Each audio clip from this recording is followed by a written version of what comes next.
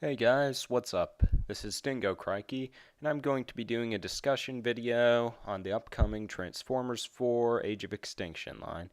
This time I'm going to be focusing on the various renditions of single characters. Now what I mean by that is when we have a character such as Bumblebee, and we get a Voyager class of him, an Ultimate class, a Deluxe class, Scout class even, and then we usually get like a Stealth Bumblebee, a Battle Ready Bumblebee, and something like that.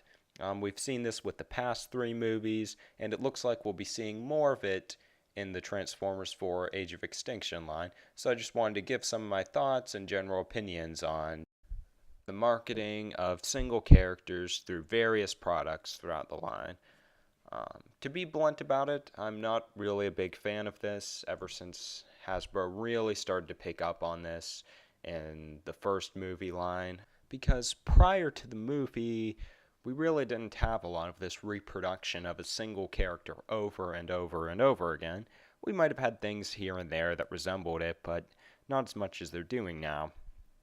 If any of you guys were around when the Energon line was, or were buying them back then, you remember, like, you would have your main line released of figures, you'd have some Autobots, some Decepticons, then they'd release a few more of them, and then eventually toward the end of the line we might have like Power Links or some upgraded versions of them, which were most of the time just the characters in a different color scheme.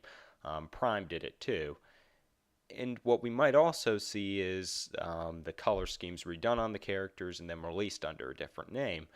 But that was pretty much it. We didn't see like a character like Rat Trap in Beast Wars, like a Mega Battlers version of him, or a ton of different classes.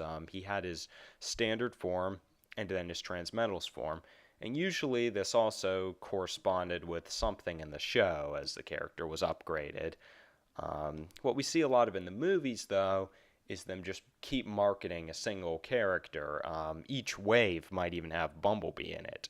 If you're going to a website with a listing of all the toys for Revenge of the Fallen, you could probably fill up an entire page with just all the Bumblebees they released.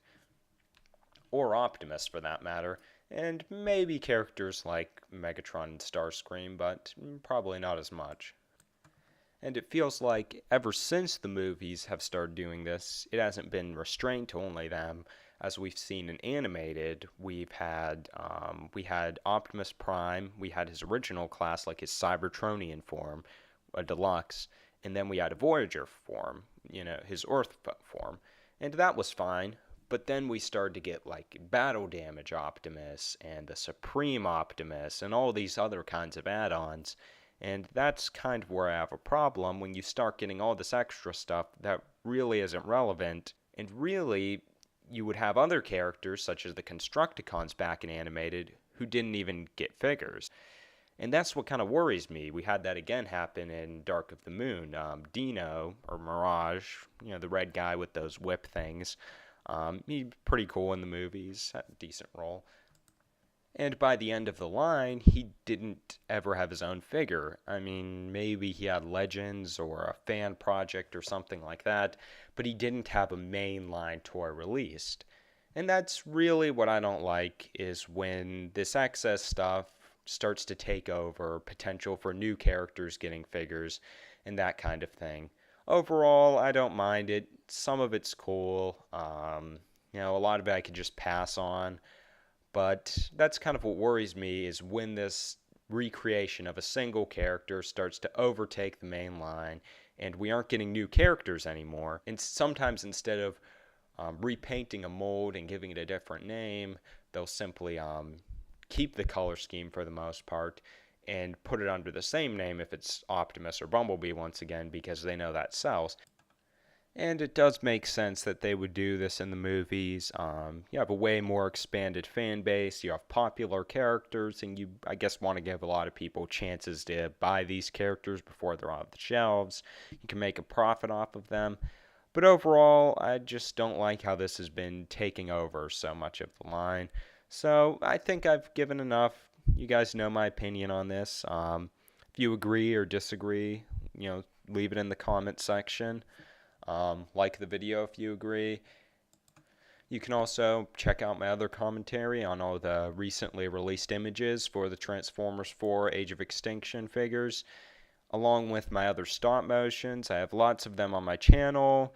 I just recently released a trailer for new stop motions that I plan to upload sometime this April. I've been working on them a lot lately, so go check out my old ones. Stay tuned for new commentary videos and new stop motions.